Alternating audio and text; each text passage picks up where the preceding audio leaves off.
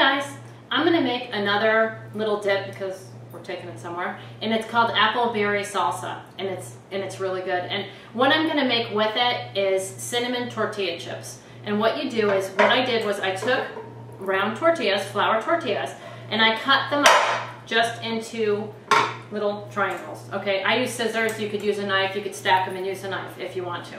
What I'm going to do is just take some melted butter, and this is just like a basting brush, and just put some melted butter on them, and then I'm going to pour or sprinkle cinnamon and sugar on them, and then I'm going to bake them in the oven. And you could use them, there's a lot of other dips that we'll do eventually that we're going to use these same tortillas. You can make a lighter way of doing them and just use a little bit of butter on it, or spray butter if you want to, if you use spray butter in your neck of the woods. And just take cinnamon sugar, and you're just going to put cinnamon sugar on top of them, and then you're just going to bake them in the oven just till they get crispy, maybe 5 minutes, 7 minutes or so. Okay, so I'm going to pop those in the oven. The dip that we're going to make is very, very salsa. So it has strawberries in it, it has apples in it, some kiwi, and it's just tasty. So I used this the other day in one of my recipes. It's an apple peeler quarter slicer. So these are Granny Smith apples that we're gonna, and I'm gonna put something under my cutting board so it doesn't move around.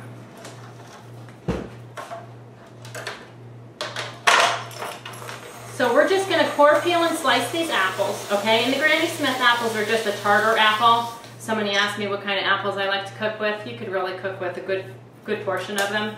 The Granny Smiths are a good a tart apple. So a lot of times you'll have to add sugar and things like that. We're just going to do 2 apples. And this is just a quick way to get it done. And you could actually, on here, you could pull this down and leave the peel on if you wanted to, but we're not going to. Okay, and then we're just going to cut them up. And we're going to chop them up. And this is just a food chopper. Just a little bit faster than cutting it up by knife. If you're cutting it with a knife, you just want it to have it into small chunk pieces because you want it like a salsa. That's going to go into your bowl. So I sliced some strawberries, and I sliced them with an egg slicer. Now, my last experience with an egg slicer, if you watched, wasn't a very favorable one, but if you put a strawberry in here and you slice it, it comes up with perfect slices of strawberries. Okay, olives just didn't want to cooperate last time when I did them. We're going to chop these up. It calls for sliced strawberries in this recipe. They're too big. They need to be sliced up a little bit. I won't use a food chopper on this just because they're a little bit delicate, and you just want a rough chop on them. You don't want them too fine because then it's going to be like liquid almost. Okay, so that's going to go in there. We're going to put a little bit of brown sugar, and it's packed brown sugar, so you might want to crumble it up a little bit so you don't get big lumps because there's not a whole lot of liquid in there. Okay, and then you're going to use apple jelly. You can find it in the grocery store. It's really not easy to find. So you got to hunt around a little bit for it, but you will find it. Okay, we're going to use the kiwi, and I just slice them, and then we're just going to chop it up real quick. So you have a lot of different flavors in here, and it's just, it's really tasty. And you could also use this salsa on fish and chicken and things like that. Once you taste it, you'll see that the different varieties that you could do with it. And it's just pretty versatile. Okay, so we have a kiwi, and we're just going to slice that up.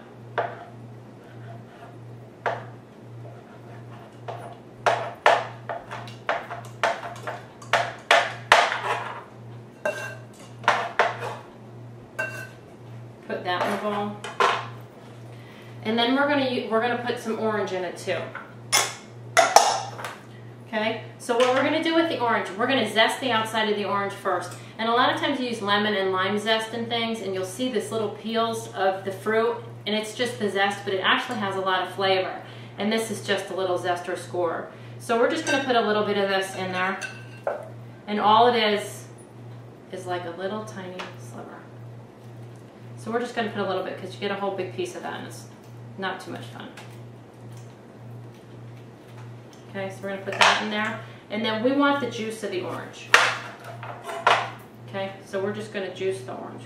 With lemons, if you want the juice of a lemon, take the lemon and roll it on the countertop, and it kind of loosens up the juice in it. Oranges are pretty juicy, so it's usually pretty easy to get that juice in there.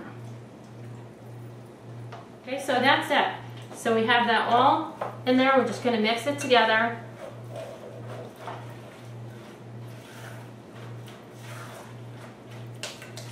And you could use more or less of the brown sugar. You just need a little sweetness in there.